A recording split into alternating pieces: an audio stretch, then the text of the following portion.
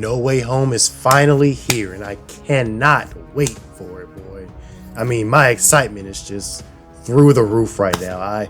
You guys do not know how long I've been waiting to see this movie. And to honor it, I felt it was only fair to rank the previous live-action Spider-Man films and give you guys my thoughts, a little something, on my little take on each of these leading up to my favorite Spider-Man film of all time.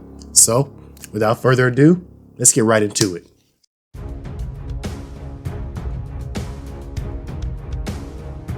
Amazing Spider-Man 2 is easily my least favorite Spider-Man movie of all time. You want to know why?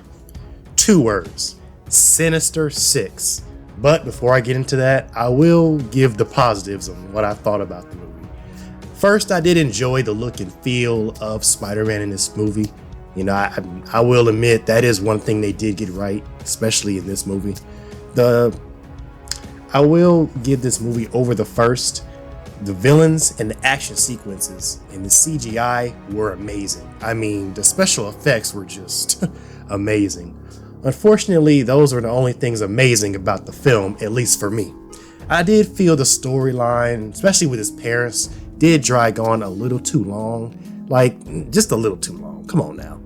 And the writing and plot was just terrible. I mean, at least I don't know what the problem was with these 2 movies, but the writing and the plot for these 2 just were not it for me. Just felt all over the place, especially in this one. But like I said, I'll give it the positives. I did enjoy Jamie Foxx as Electro. Heck, I thought he was the best thing about the movie. I mean, that's not even a debate. I mean, he was a good villain. Yeah, I kind of wish he had a little bit more screen time as Max Dillon, but I mean, hey, Electro was cool. And I'm glad they're bringing him back, so, hey. I hated Harry Osborn in this. Oh my god. And you could easily see throughout the movie that they were just trying to set up Sinister Six. I mean, it was very obvious. A movie that didn't really even happen, honestly. And when it wasn't about Sinister Six, it was about Gwen freaking Stacy. I love Emma Stone. Nothing against Emma Stone, but Gwen Stacy was just done. She was all over this film, boy. I liked her in the first one, but she was all over it in this one. Although I will admit, the ending where she died, it was iconic, but man. Yeah, Spider-Man 3 was a mess. We all basically criticized that movie for it being a mess, but I think they handled having 3 villains. Not even going to start with Rhino. I'm not even going to touch on that. They handled having 3 villains a lot better in Spider-Man 3 than in The Amazing Spider-Man 2. Yeah, easily my least favorite Spider-Man movie of all time.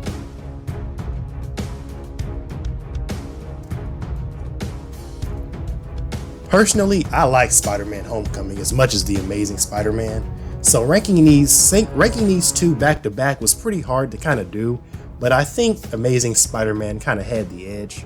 This was the first movie we were pretty much introduced to Tom Holland as Peter Parker and Spider-Man.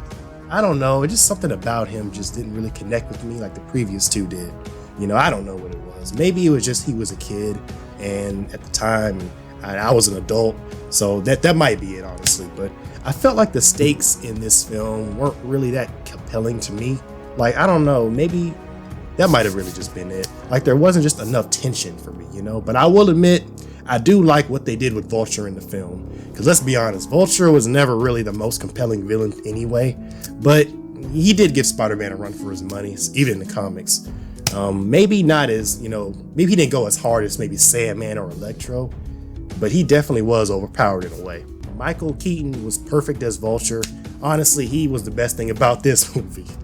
Man, the action in this film, while it just wasn't as intense as the other films on this list, it did still feel pretty fresh and fun, and it did manage to still capture the lighthearted spirit of Spider-Man. So I actually give the movie, props for that. I think the comedic tone of the film is probably why the story just didn't feel that really compelling to me. Just my personal preference. I guess as an introduction to the MCU, it was done pretty good, but it just didn't hit quite like the previous entries did, at least for me anyways. Nonetheless, I still enjoyed Homecoming for what it was, an intro to the MCU, and just an all-around good Spider-Man film.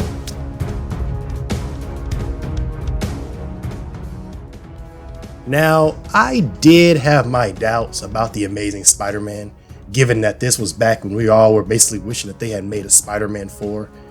I gotta admit, I liked this movie. I did. I really did. I liked it a lot more than I was expecting to. I think I loved it because it wasn't Spider-Man 4. It was its own thing, and it had a much darker feel than the Sam Raimi trilogy. I warmed up to Andrew Garfield as Spider-Man much faster than Tom Holland, that's for sure. One thing I didn't like was the messy script and writing, like I said before in The Amazing Spider-Man 2. That was one thing I just had a problem with this, I guess you can't really say a trilogy, but these two movies. I felt like the storyline was handled poorly, especially with what had happened to Uncle Ben in this movie. I felt it didn't really hit the same as when it happened in the Sam Raimi trilogy. I felt like the events that led up to Andrew being Spider-Man in this film just weren't as strong as the trilogy. And like I said, it's its own thing, you know. I did like the Lizard, however. He was no Green Goblin or Electro, but I thought he was still pretty interesting. In fact, I thought the whole storyline with Dr. Connors was pretty interesting.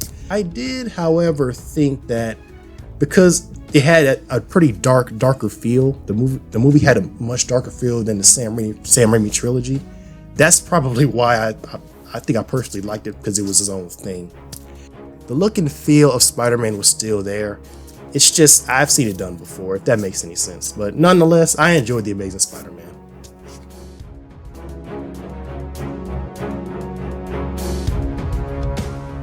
This was a sequel, boy.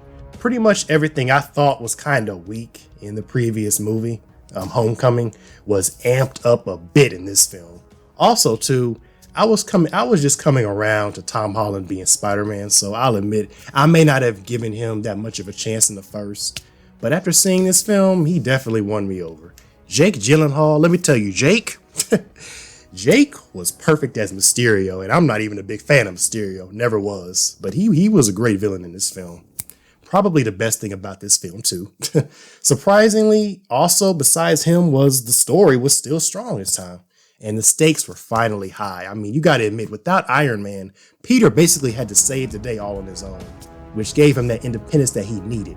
It felt like his hand was just being held way too much in Homecoming, but now, he's an Avenger now. You know, he has to take on the responsibility. The special effects, the CGI, man, was just amazing, which wasn't really a surprise. The romance between MJ and Peter was cute, I guess. I felt like they were trying to kind of force this romance between the two, because remember now in Homecoming, Liz Allen was his love interest throughout the movie, and now all of a sudden it's MJ. But I think it's pretty cute. I like the chemistry. I think they'd have better chemistry than him and Liz Allen, so that's probably why they went this route.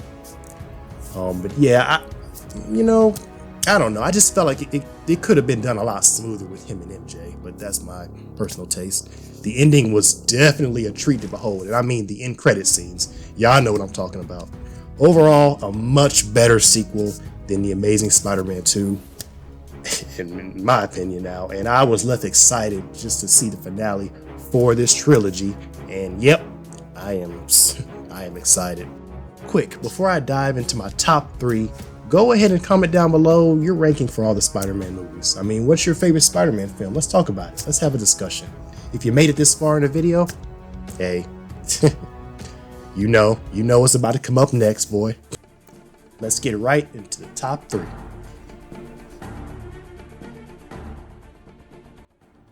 Hear me out. I know this is probably one of, if not the most divisive Spider-Man film ever. But personally, I love Spider-Man 3. I know the story was a mess, and there were just way too many plot points, but I feel like the special effects in this movie were on point.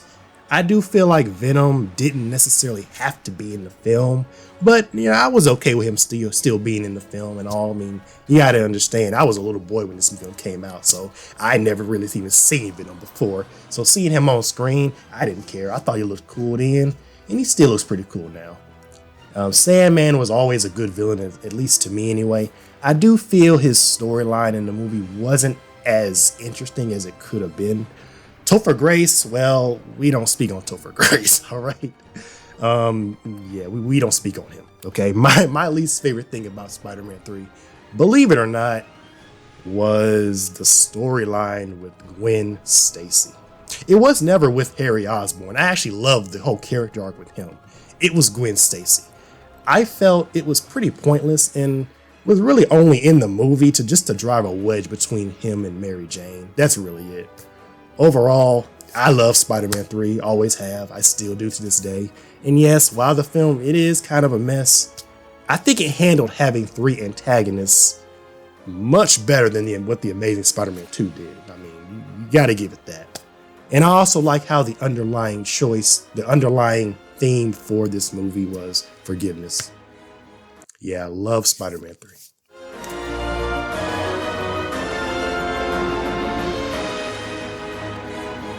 Man, this was back where it all started, boy.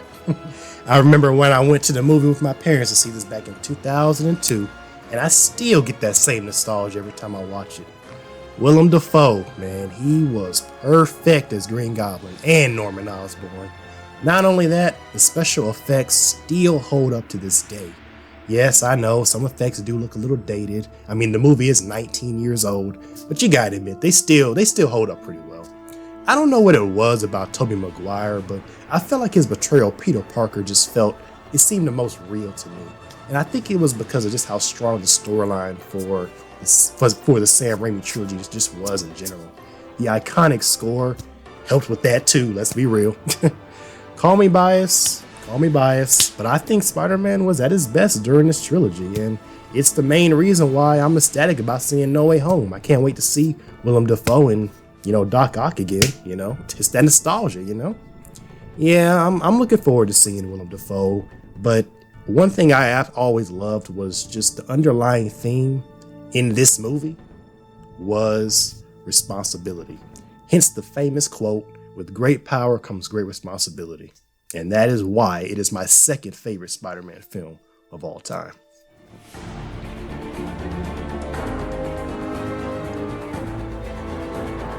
I don't like to use the word perfect a lot, but I really do think Spider-Man 2 is a masterpiece.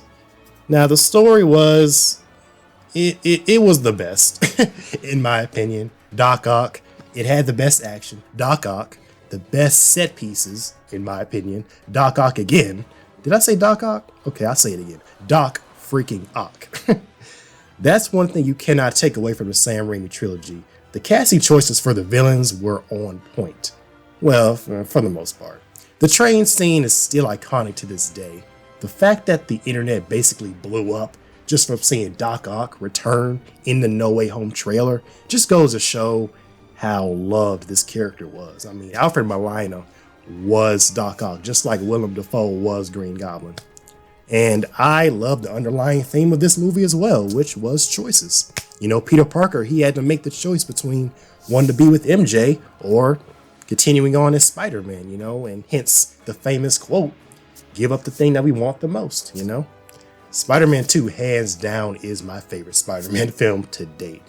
And it just might be, nah, son, it is the best Spider-Man film to me. Let's argue.